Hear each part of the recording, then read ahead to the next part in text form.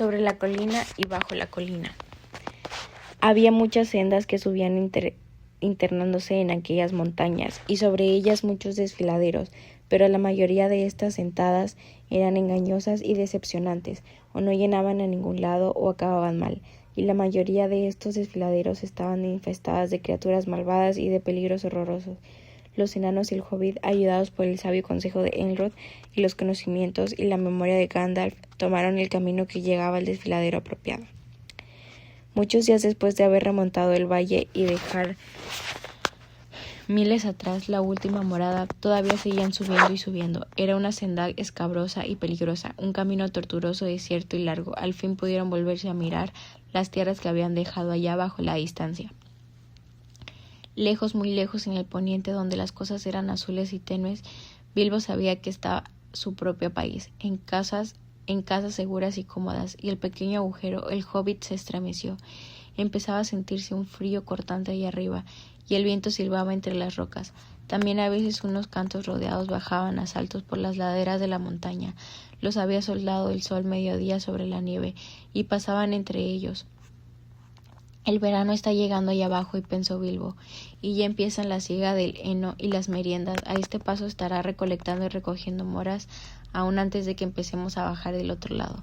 Y los demás tenían también pensamientos lúgubres de este tipo, aunque cuando se habían despedido de Elrond, alentados por la mañana de verano, había hablado alegremente del cruce de las montañas y de cabalgar a galope por las tierras que se extendían más allá. Habían pensado llegar a la puerta secreta de la montaña solitaria, tal vez en esta misma primera luna de otoño, y quizás sea el día de Durin. Había dicho solo Gandalf, había meneado en silencio la cabeza. Ningún enano había atravesado ese paso desde hacía muchos años, pero Gandalf sí, y conocía el mal y el peligro que habían crecido y aumentado en las tierras salvajes desde que los dragones habían expulsado de allí a los hombres, y desde que los trasgos habían ocupado planes de mangos como sabios como Gandalf. Sabía que algo inesperado podría ocurrir y apenas se atrevía a desear que no tuvieran alguna aventura horrible en aquellas grandes y altas montañas de picos y valles solitarios, donde no gobernaba ningún rey. Nada ocurrió, todo marchó bien, hasta que un día se encontraron con una tormenta de truenos. Más que una tormenta, era una batalla de truenos. ¿Sabéis qué terrible puede llegar a ser una verdadera tormenta de truenos allá abajo, en el valle del río, sobre todo cuando dos grandes tormentas se encuentran y se abaten? Más terribles todavía son los truenos y relámpagos en las montañas por la noche, cuando las tormentas vienen del este y al oeste y luchan entre ellas. Bilbo, tendido bajo una manta y temblando de los pies a la cabeza, cuando miró afuera vio la luz de los relámpagos. Los gigantes de piedra abajo en el valle habían salido y ahora jugaban tirándose piedras unos a otros. Las recogían y las arrojaban en la oscuridad, y allá abajo se rompían o se desmenuzaban entre los árboles. Luego llegaron el viento y la lluvia. El viento azotaba la lluvia y el granizo en todas direcciones porque el refugio de la roca no los protegía mucho. «Esto no irá bien», dijo Thorin. «Si nos salimos despedidos o nos ahogamos o nos alcanza un rayo, nos atrapará alguno de estos gigantes y de una patada nos mandará al cielo como una pelota de fútbol». «Bien, si sabes de un sitio mejor, llévanos allí», dijo Gandalf, quien se sentía malhumorado y no estaba nada contento de los gigantes. El final de la discusión fue enviar a Fili y Kili en busca de un refugio mejor. Tenían ojos penetrantes y, siendo los enanos más jóvenes, unos 50 años menos que los otros, se ocupaban por lo común de este tipo de tareas. ¿La habéis explorado a fondo?, dijo el mago, que sabía que las cuevas de las montañas raras a veces estaban sin ocupar. Sí, dijeron Phil y Kili, aunque todos sabían que no podían haber estado allí mucho tiempo. Habían regresado casi enseguida.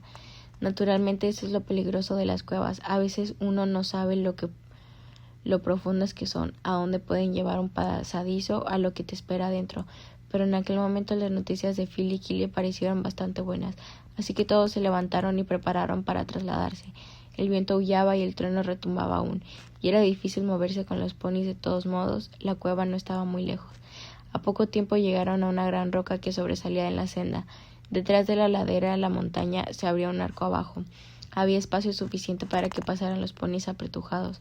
Una vez que les quitaran las sillas, debajo del arco era agradable oír el viento y la lluvia afuera, que cayendo sobre ellos y sentirse a salvo de los gigantes y sus rocas. No obstante, fue una suerte esa noche que hubieran traído al pequeño Bilbo, porque por alguna razón Bilbo no pudo dormirse hasta muy tarde. Y luego tuvo unos sueños horribles. Soñó con que una grieta de la pared del fondo de la cueva se agrandaba y se agrandaba, abriéndose más, y él estaba muy asustado porque no podía gritar, ni hacer otra cosa que seguir acostado, mirando. Después soñó que el suelo de la cueva crecía y se deslizaba, y que él empezaba a caer y a caer, quién sabe a dónde. En ese momento despertó con un horrible sobresalto y se encontró con una parte del sueño era verdad. Una grieta se había abierto al fondo de la cueva y era un pasadizo ancho. Apenas si tuvo tiempo de poder ver la última de las cosas de los ponis. Afuera saltaron los tragos grandes, trasgos enormes de cara fea, montones de trasgos antes de que nadie pudiera decir peñas y breñas.